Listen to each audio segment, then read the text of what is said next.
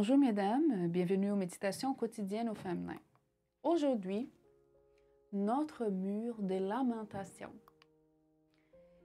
Déchirez vos cœurs et non vos vêtements, et revenez à l'Éternel votre Dieu. C'est écrit en Joël 2, verset 13. Parmi les Israélites, il était de coutume de déchirer ses vêtements pour épancher une grande douleur. Mardoché déchira ses vêtements pour exprimer son extrême souffrance quand Haman s'acharna à détruire tous les Juifs du royaume d'Assuérus.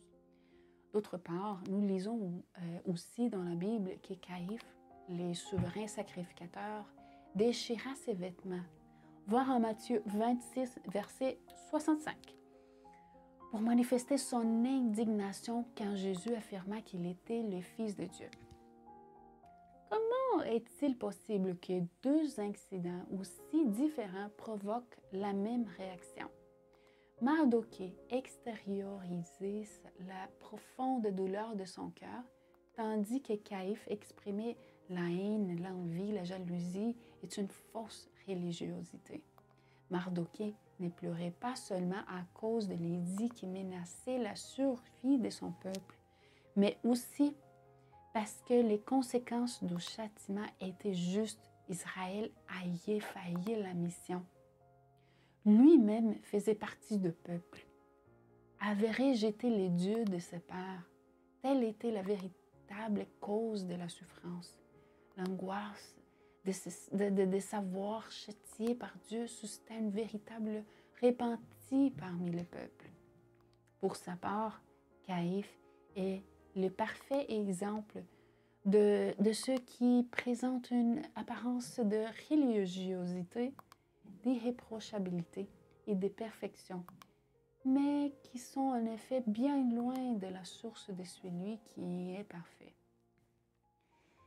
Des visiteurs du monde entier s'y rendent au mur de lamentation pour prier, mais autant de messages qui recueillirent ces pierres, autant de lames qui mouillent la surface poussiéreuse, ce mur ne peut pas changer le destin humain.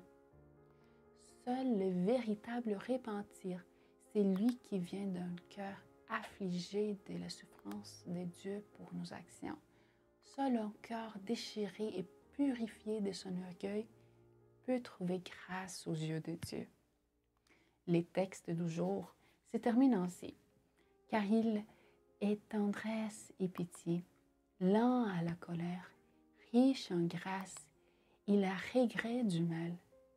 Nous avons un Dieu qui ne se complaît pas à punir, mais qui, en bon père, s'en sort pour attirer ses enfants à la repentance et au salut. Ne refuse pas la correction divine. C'est là ton mur de lamentation. C'est là ton salut. Bonne journée dans le Seigneur et à demain.